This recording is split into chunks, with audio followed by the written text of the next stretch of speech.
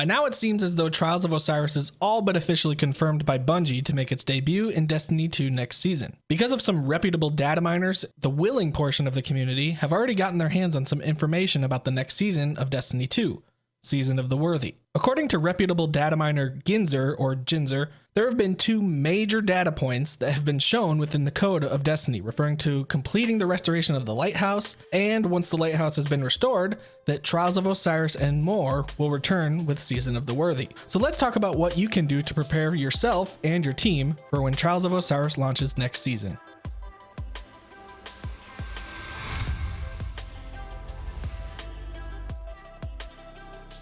If you've got more questions after the video, make sure you follow me on Twitch at twitch.tv/manofcole. My links will be down in the description. Okay, so it has been a long time since Destiny has had any sort of pinnacle activity for its PvP players. I won't even go into Trials of the Nine for this video because that would just be a video on its own. But for this video, I wanted to give some tips on how you can optimize your preparation for Trials coming next season. I outlined a few things in my last video on how you can prepare for Trials, and there will be some overlap with this video, as well as some additional tips. Let's start with tip number 1, which is play the heck out of Elimination. This season, Bungie had taken Elimination out of the Crucible labs and made it into its own individual playlist. Now, for those who don't know, Trials of Osiris in Destiny 1 was played in the Elimination format. It was 3 versus 3, where if you died, the only way you could come back to life was if you were revived by your teammates. The exact same is used in the Elimination game mode right now in Destiny 2. If you are wanting to practice and prepare you or your team for when Trials really does come out, playing this mode is going to produce more value for you than playing any other Crucible game mode.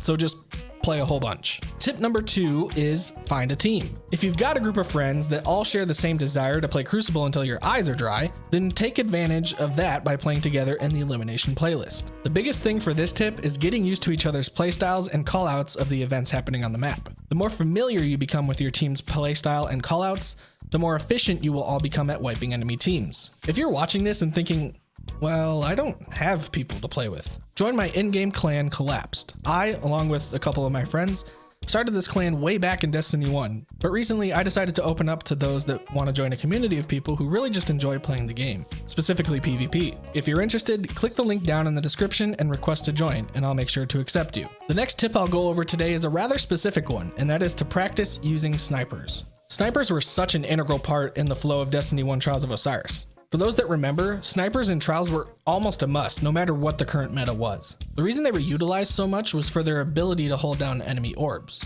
Instead of having to remain close to the enemy so that they couldn't revive their teammates, you could safely keep your distance while also being able to one-shot the enemy if they did end up getting revived. However, I will suggest that at max, 2 of the 3 people on your team should take on this role. Simply because if you have an entire team that is running snipers, you may end up at a disadvantage if you run up against a team that, let's say, is running all shotguns. This will also depend on the map as well. Maps that are more open and have longer sightlines, you could probably get away with 2 or 3 of the people on your team running snipers. However, on smaller maps, it might not be the best choice, so just play to what your team's strengths are. The next tip is probably going to be one that will take the longest for you to start seeing results, and it is probably one of the more difficult ones on this list, and that is to change your mindset from getting kills to staying alive. I have outlined this premise in a couple of my other videos that I will put in the eye in the top right of the screen right now, but basically what this means is that in Elimination, your life is more important than trying to down an enemy. Here's a simplified example. You are starting a round in Elimination, and the first thing you do is walk into a sniper lane.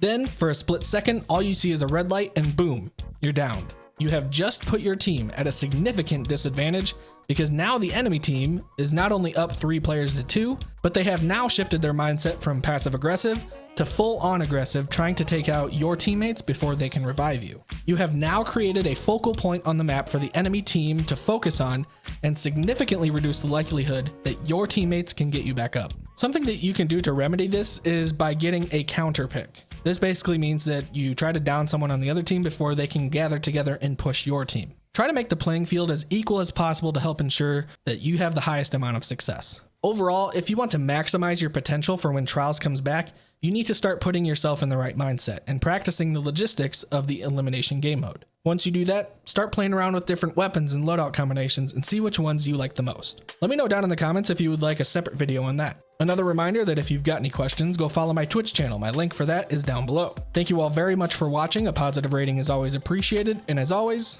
we'll see ya.